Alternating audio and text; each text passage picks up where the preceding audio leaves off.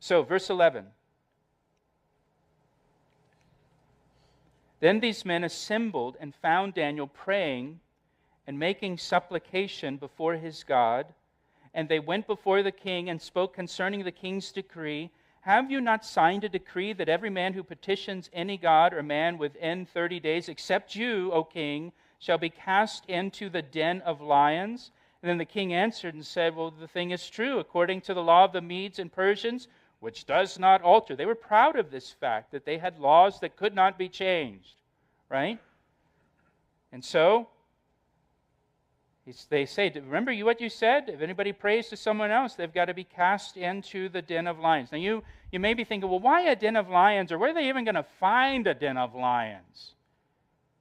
Well, the kings at that time, they actually kept lions in captivity for sport. They would hunt lions. But they would have these lions in captivity, and they would release them into a field, and they would have their military troops there on chariots to kind of corral the lion into a position where the king could kill the lion with a spear and appear to be very brave before all of his people. So they kept lions in cages for kings. I have a couple pictures for you that come from, this is about 100 years before the time of Daniel, and if you look closely, there's a little man up there in the top, and like that little house thing, he's opening the gate to release the lion out of the cage. So this is a lion hunt here, right? Now you can show the next picture. This is one of the kings of Assyria killing a lion out of the back of the chariot. But again, it's all like this setup thing where it's all positioned for him, so it's an easy kill. But this is a way that the king would show his great bravery. With his army nearby, corralling this thing around, this lion for him, getting it in position where he's got an easy kill shot on this lion. But this is what they would do to demonstrate their bravery before the people, right? Daniel's going to be tossed into the pen with the lions. So, verse 13, so they answered and said before the king, well, that Daniel, who is one of the captives from Judah, does not show due regard for you, O king, or for the decree that you have signed, but makes his petition 3 times a day. And the king, now look what happens. When he heard these words, he was greatly displeased with himself. And he set his heart on Daniel to deliver him, and he labored till the going down of the sun to deliver him. It says the king was displeased with himself because he realized he's been duped into writing this law, and he can't change it now. And so the king set his heart to deliver Daniel.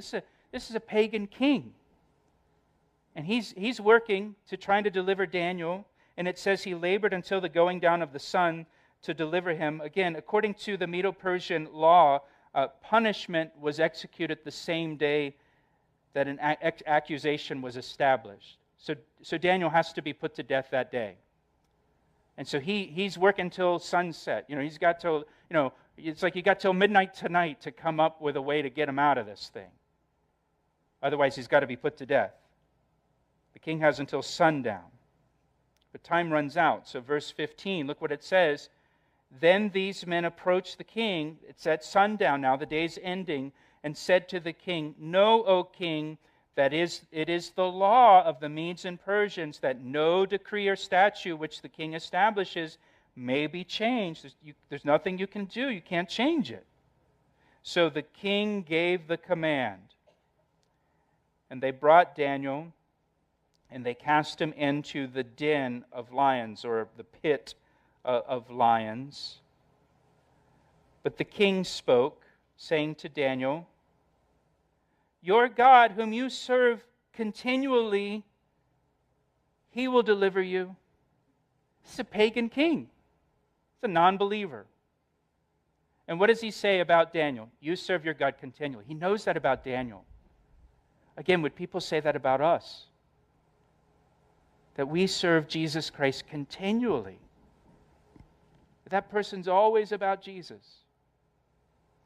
Remember years ago going to a funeral for a pastor that was a good friend of mine, and he was in his late 50s when he died. And I remember somebody from his childhood stood up and spoke at the funeral and said, Bob became a Christian in his early 20s.